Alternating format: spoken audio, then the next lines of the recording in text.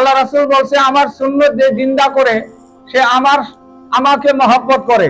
মান আহাব্বা সুন্নতি ফাকাদ আহাব্বানি ওয়া মান আহাব্বানি কানা মাই ফিল জান্নাহ। সুবহানাল্লাহ। হয় না? সুবহানাল্লাহ। নবীজি বললেন আমার সুন্নত যারা জিন্দা করবে আমার সাথে জান্নাতে যাবে। সুবহানাল্লাহ। হযরত হুসাইন আহমদ মাদানী রাহমাতুল্লাহ আলাইহি যখন ভারতে দারুল দেওবন্দে ইতিকাফ করেন, প্রথম অবস্থায় 10টি সুন্নতের উপরে বয়ান রাখছেন। কয়টা সুন্নত? 10টা সুন্নতের মধ্যে দাড়ি এক মুষ্টি লম্বা রাখার উপরে বয়ান করছেন। দাড়ি রাখো, ভারতের মানুষ দাড়ি রাখো। কি? দাড়ি রাখো, দাড়ি রাখা নবীজির সুন্নত। এই জায়গার মধ্যে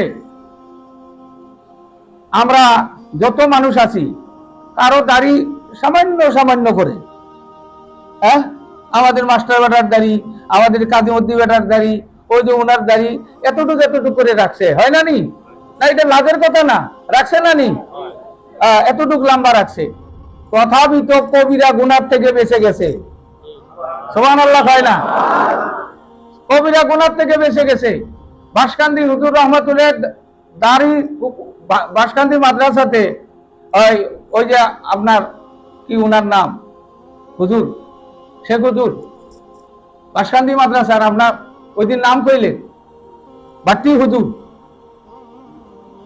ভাট্টি হুজুর, উনার নিকটে আমি নিজের চোখে দেখছি দাড়ি ছাড়া মানুষ গেলে চোখ বন্ধ করে থাকতো, চায়ে দেখতোই না, চেহারাই দেখতো না। সুবহানাল্লাহ। কত তাকওয়া, কত তাকওয়া। আর আলাউদ্দিন হুজুরকে আপনারা তো নিজের চোখে দেখছেন, উনি যদি দাড়ি ছাড়া মানুষ আসছে মুসাফা করে নাই, আগে ওয়াদা দাও দাড়ি রাখতা না নাই। ঠিক না? ঠিক না? নাই? দাড়ির উপরে এত গুরুত্ব কেন? টুপি দেওয়ার কথা কইল না, পাঞ্জাবির কথা কইল না, 5 ওয়াক্ত নামাজের কথা কইল না, দাড়ির উপরে এত গুরুত্ব দিল কেন? সম্মানিত হাজিরিন, যখন একটা আপনাদের মনে আছে কিনা জানি না, আপনার 2000 সনে বাসকান্দি হুজুর বাইসা থাকাকালীনে, হুজুর তখন খুব অসুস্থ, বেঁচে আছেন।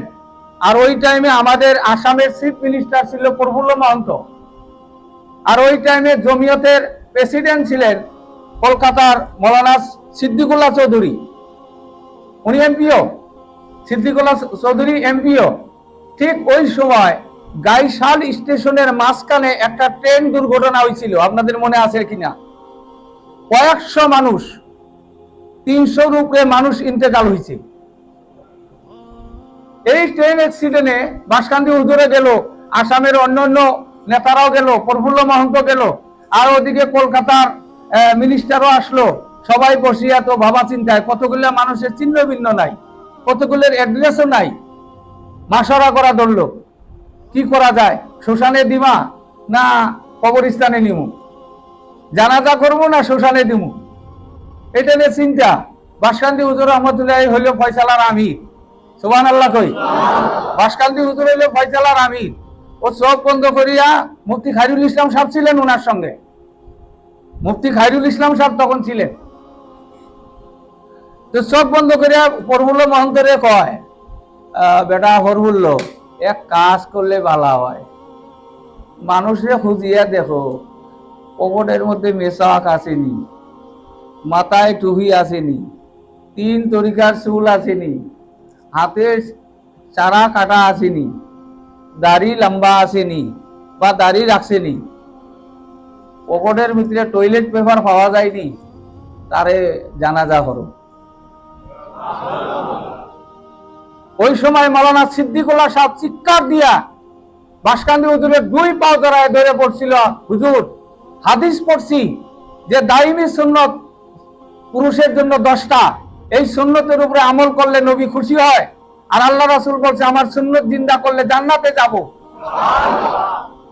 তো কিন্তু আজকে বুঝলাম দুনিয়াতেই যদি নবীর সুন্নত যাচাই করিয়া জানাজা হয়, তো নবীর 10টা সুন্নত যার মধ্যে কায়েম থাকবে তাকে নবীর উম্মত হিসেবে জান্নাত দেওয়া হবে।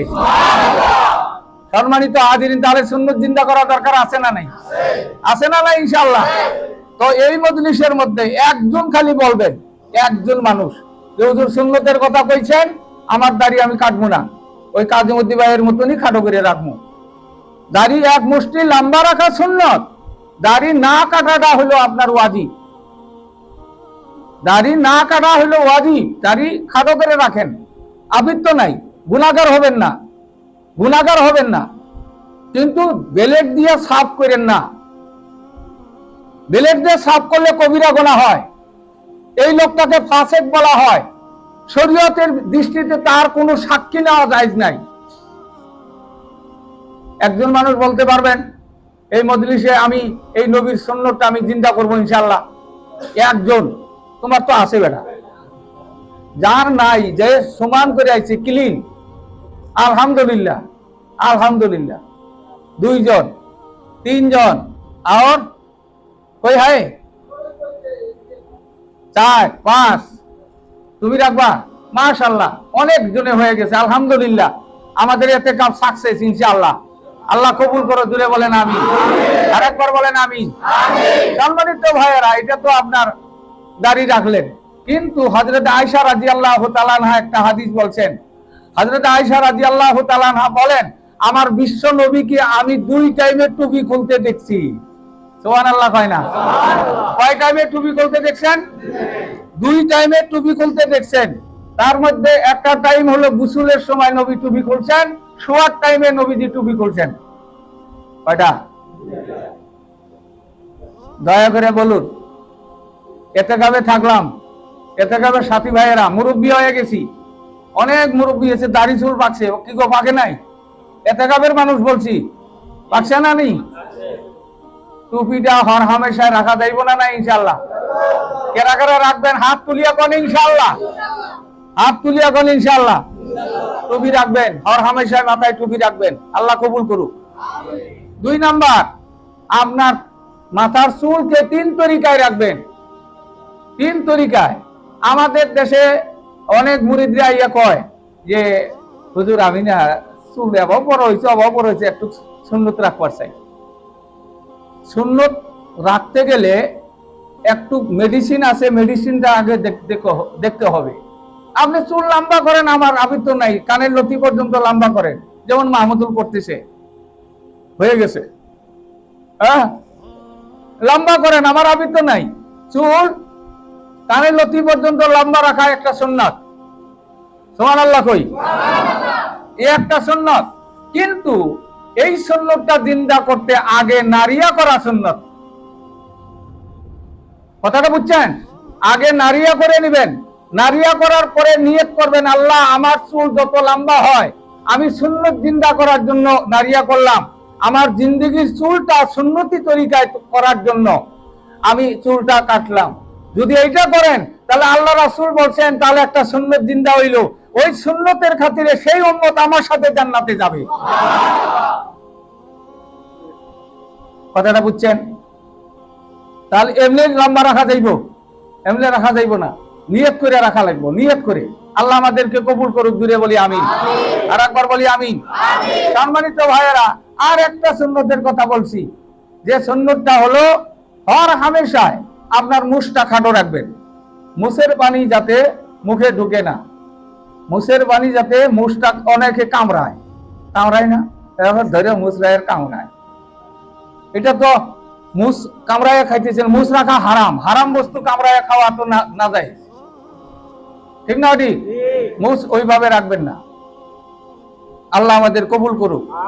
তারপরে মেসাওয়াকের ব্যাপারে, মেসাওয়াকের ব্যাপারে আল্লাহ রাসূল সাল্লাল্লাহু আলাইহি সাল্লাম বলছে এটা একটা সুন্নত।